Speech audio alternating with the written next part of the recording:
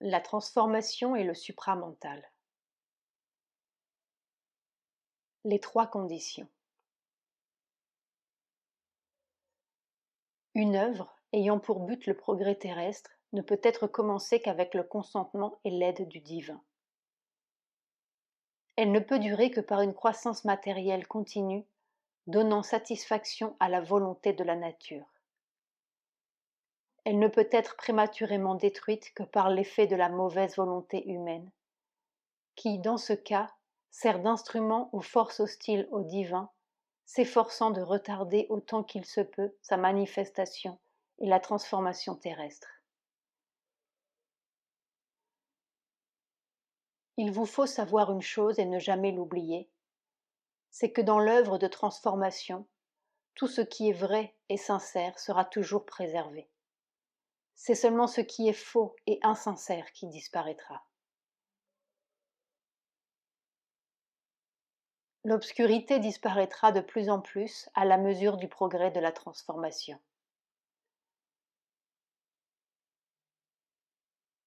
Chacun de vous représente une des difficultés qui doivent être surmontées pour la transformation.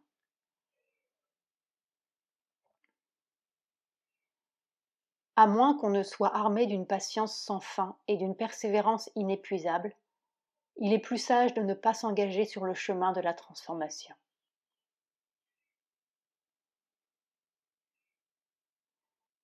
Que chaque souffrance ajoute sa pierre sur la voie de la transformation. 3 juillet 1954. Sois calme et rassemble énergie et force, non seulement pour travailler, mais aussi pour réaliser la transformation. 28 juillet 1955. Équilibre intégral parfait, on est prêt pour la transformation. Le constant souvenir du divin est indispensable à la transformation. Sois simplement sincère dans ton obéissance au divin. Cela te mènera loin sur le chemin de la transformation. Fais taire tous les bruits du dehors. Aspire à l'aide divine. Ouvre-toi intégralement quand elle vient et soumets-toi à son action, et cela amènera effectivement ta transformation. Avec l'amour divin se trouve le pouvoir suprême de la transformation.